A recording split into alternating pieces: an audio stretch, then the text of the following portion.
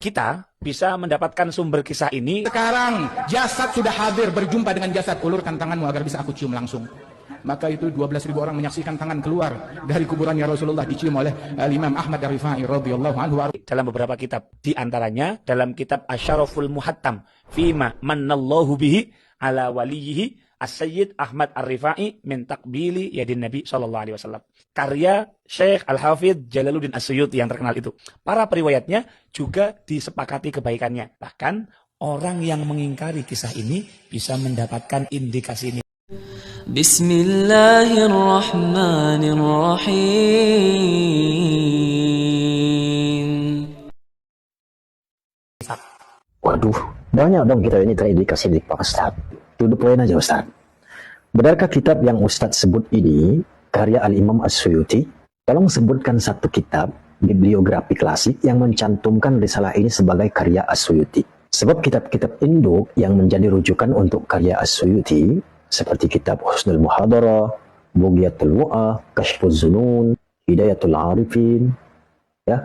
Kitab Husnul Muhadarah karya Al-Imam As-Suyuti sendiri, pada bagian biografi dan pengantar karya-karyanya, As-Suyuti menyebut sejumlah besar risalah dan kitabnya, namun tidak mencantumkan risalah berjudul kitab yang Ustadz sebut itu. Begitu juga dengan Kashfuz Zunun. Dalam entry-entry yang mencantumkan karya-karya Jalaluddin As-Suyuti, tidak ditemukan kitab yang Ustadz sebut sebagai karya As-Suyuti. Hadiyat Al-Arifin, pada daftar karya As-Suyuti yang sangat luas, kitab yang Ustadz sebut itu tidak ditemukan. Nah, ini menjadi indikasi lemahnya nisbah kepada Imam As-Suyuti soal kitab yang Ustadz sebut itu. Kaidah filologis yang digunakan para peneliti bahwa apabila suatu karya tidak diakui oleh penulisnya sendiri dan tidak dicatat oleh para ahli bibliografi utama, maka nisbahnya dinilai lemah dan tidak dapat dipastikan. Prinsip ini merupakan kaidah baku dalam studi tahqiqul kutub dan sejarah intelektual Islam. Tapi ingat, nama As-Suyuti seringkali dipakai sebagai penopang otoritas. Tapi masalahnya Ustadz, kitab yang Ustadz sebut itu secara metodologi ilmiah tidak tercantum dalam daftar karya utama As-Suyuti yang disepakati seperti yang dihimpun murid-muridnya dan peneliti bibliografi. Yang kedua, tidak disebut oleh para pentahqiq besar sebagai karya yang mapan. Yang ketiga, tidak memiliki sanad penyalinan silsilah nasakh yang kuat ke As-Suyuti.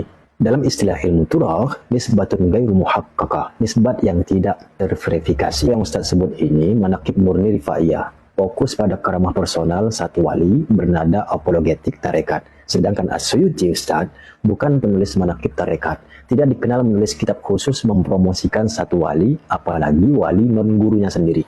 Sebagian manuskrip memang menulis list Suyuti, namun nisbah manuskrip bukan bukti final. Penyalinan seringkali menempelkan nama besar agar kitab diterima. Nah, kitab ini isinya kitab Manaqib Rifaiyah, teman-teman. Menghimpun kisah-kisah karomah, termasuk kisah Imam Ar-Rifai mencium tangan Nabi SAW dari kubur. Jadi status kitab ini bukan kitab hadis, bukan kitab sejarah kritis, tetapi ini kitab devosional tarekat. Jenis sanadnya, sanad tarekat manaqib, bukan sanad hadis, bukan sanad sejarah kritis. Ciri-cirinya perawi tidak dikenal dalam kutubur rijal, tidak dinilai jarah dan ta'dil. Sanad dipakai untuk tabarruk, bukan verifikasi. Kaidah ulama, asanidul manaqib la yuhtaj biha. Sanad dalam kitab manaqib tidak menghasilkan hujjah. Kemudian, kisah ini bertentangan dengan kaidah para ulama sendiri. Bahkan ulama tasawuf menyatakan karomah tidak ditampakkan. Istiqomah lebih utama dari karomah. Kharaq al-adah butuh dalil sahih. Kemudian lebih ekstrim lagi nih Ustaz. Kalau kita ikuti metode ilmiah hadis, ya, kaidah ilmu hadis dan juga usul tentang klaim mayat keluar dari kubur. Pertama, kita telusuri dulu sumber riwayatnya. Setelah penelusuran pada Kutubus Sittah, Musnad Ahmad, Mu'jam at-Tabrani, Sunan al-Kubra, al-Baihaqi dan yang lainnya, ternyata kisah ini tidak ditemukan hadis sahih, hasan maupun dhaif mu'tabar tentang mayat keluar dari kubur. Jadi status ilmiah riwayat la aslalah, tidak memiliki asal riwayat. Kalau dalam kaidah hadis, karena tidak ada sanad yang dapat ditelusuri, maka tidak diketahui perawi pertama, tidak ada ittisal, ketersambungan sanad. Jadi tidak mungkin dilakukan jarah wa ta'dil. Kaidah mengatakan, idza saqatal isnad saqatal ihtijaj. Jika sanad gugur, maka gugur pula hujjahnya. Bahkan kaidah lain, kullu riwayatin bila isnadin fi amri khariqin lil adah fahiya mardudah.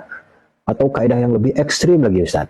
Laisa kullu ma sahha isnadu sahha matnu. Pakai pa bimala isnadalah. Tidak setiap yang sahih sanadnya otomatis sahih matanya. Lalu bagaimana dengan riwayat yang tidak ada sanadnya? Jadi klaim ini gugur secara metodologis sejak awal. Tapi ini kan ada di kitab manaqib, dipercaya para ulama tarekat. Baik, sekarang mana sanadnya? Karena dalam Islam cerita tanpa sanad bukan hujjah agama. Kaidah mengatakan la din bila isnad, tidak ada agama tanpa sanad. Kemudian apakah kisah ini hadis sahih, hasan, dhaif atau maudhu? Oh, ini karomah, bukan hadis. Baik, kalau bukan hadis, lalu mengapa disandarkan ke Nabi Shallallahu Alaihi Wasallam dan dijadikan dalil umum?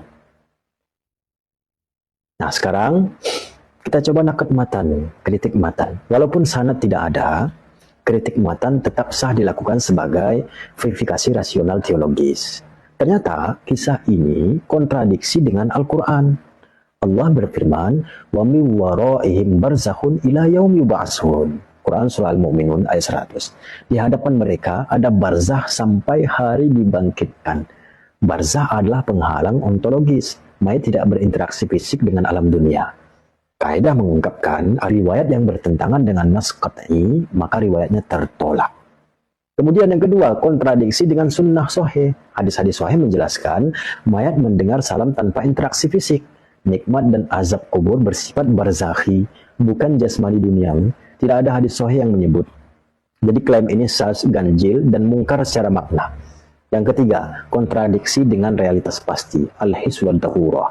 Dalam usul hadis, ma khalafal his wa darurah yurad, yang bertentangan dengan realitas pasti ditolak.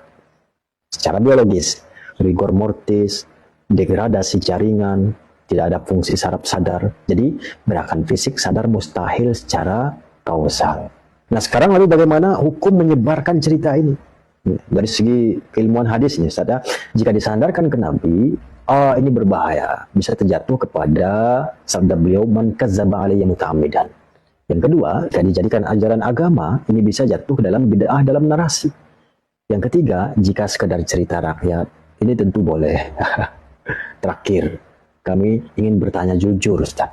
Apakah dengan menyebarkan kisah-kisah ini kepada jamaah, ya? Karena seringkali, Ustaz, bukan cuma sekali dua kali, sampai ratusan kali mungkin ada kisah seperti ini. Kita ingin bertanya jujur nih, Ustaz. Apakah kisah ini menambah ketaatan atau justru membuka kultus makam dan mistifikasi agama? Ini bukan maksud untuk menyalahkan siapapun, menjatuhkan ulama, karena kisah ini telah banyak dinukil dan diriwayatkan oleh orang-orang soleh yang mereka punya banyak jasa dan juga karya untuk agama.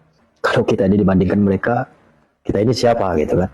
Tapi kan nggak apa-apa kalau kita berpikir secara kritis sedikit.